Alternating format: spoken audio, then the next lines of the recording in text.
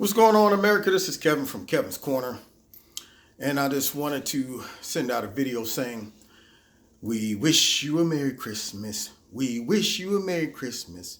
We wish you a Merry Christmas with no snowflakes involved. I don't want to see no snowflakes anywhere this Christmas. I've had my fair share of snowflakes since Trump got elected. They've been falling everywhere. I mean, I'm talking about 2, 3, 4, 5 feet of snowflakes all around America, even in places where it's warm. California is getting hit with a lot of snowflakes. I'm talking about, I don't even see how they get out their door. I mean, New York, they can't even see out the windows in New York. Snowflakes everywhere, and I don't like seeing them. So anyway, I hope you have a wonderful, wonderful holiday. I just want to say Merry Christmas to everybody. And, of course, just a little thought. I was watching Dr. Phil today while I was cracking open some eggnog and eating and enjoying the Christmas spirit and cheer. And they had an episode where these ladies were on there, and these women thought that they were pregnant. For one, thought she was pregnant for 3 years and some change, 3 years and 7 months. And then the other lady thought she had been pregnant for over a year. And I'm thinking, what are you, an elephant? I mean, elephants have babies up to 2 years, but come on now. And they were, trying to define this type of pregnancy. And they brought this doctor on.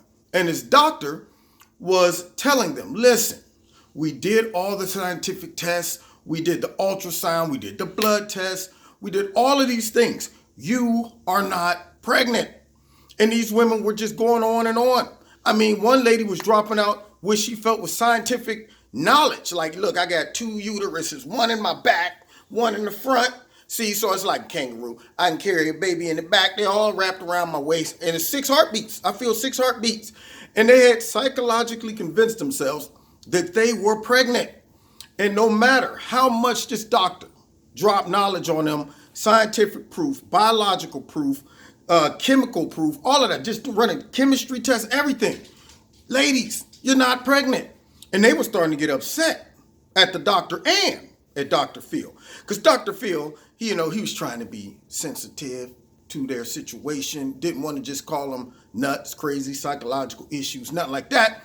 So he was trying to coach them and talk them off the ledge and get them to come to the revelation that they have psychologically induced this thought that they're pregnant, and it actually contributed to the weight. And the doctor was telling them how there are conditions that if you believe it so much, you can even trick your body into doing these things. And so at the end, Dr. Phil was like, look, what else can we do to convince you that you are not pregnant? And the one lady said, well, I need this test and this test. And he said, okay, I'm going to have the doctor run that test for you. And if it comes back, then are you okay with moving to the next phase of help? And I ain't talking about for your imaginary children in your belly. Help so you can accept the fact that you're not pregnant. She was like, yeah. Then he asked the other lady, and she's like, nah, you can't tell me nothing. I know I'm pregnant. And I'm thinking to myself, with all this liberal movement and this progressivism and how we're supposed to be sensitive to everybody's situation and the needs, they should allow these women to identify as a pregnant woman. Why is he trying to tell them that according to science, biological proof, the doctor examining them, knowing what a uterus should look like, what should be in a uterus, what a baby's heartbeat should sound like, all these things. In spite of all that evidence, they refused to accept the fact that they were not with child. And Dr. Phil was trying to get them to the point of acceptance. And I'm thinking to myself, where are the snowflakes? Where's the PC police? Why aren't they running up on Dr. Phil saying, look, leave these women be. If they want to identify as a pregnant woman, let them be. And the daughter was in the audience of the one who refused to accept the truth. And she was like, my mother's, she something going on. She's not pregnant, but she thinks she is, and she's doing it for attention. And and these ladies had invested. And you can see the anger and disgust in their face and their demeanor when people was telling them they weren't pregnant. And I'm saying to myself, isn't it funny how the left is very selective on what type of things they would tolerate when it comes down to defying scientific evidence? It's no different than if somebody thinks that they are a man and they're really a biological woman, or vice versa. Why isn't Dr. Phil bringing them on the show and saying, look, we did all the biological testing, we did all the DNA and genetic testing, and all of it shows that you're a man and not a woman. So what else do we need to do to show you that you're not a woman? And once we do that, will you accept those results? Would you just own it? Would you just get to a point where you say, you know what, I just believe in my heart that I was a woman, but I accept the fact that all the evidence says I'm not. So how about this? I'm just choosing to make this choice to live as a woman. I'm not going to say it's a boo-boo on God's part, a mix-up. Like I was on the assembly line and one of the guys putting me together was like, oh, shoot, hey, Jesus, I left the apple stem off of this one. No, just let it go? Okay, never mind. Just let it go. Ship it out the way it is. I mean, that's what it comes down to. It comes down to people owning their choices or recognizing that I simply chose to believe this. But just because I believe it doesn't make it true, and it doesn't make everybody else in society have to say, well, okay, I guess it's true then. We just won't say anything about it. Just as aggressive as Dr. Phil was talking to these ladies about them accepting the fact that they weren't pregnant, why is it then that doctors and politicians and people in the media all have caved in to being muscled into accepting people's imaginary opinion about their gender identity? I find that strange, picking and choosing what they want to find as a serious situation to fuss about.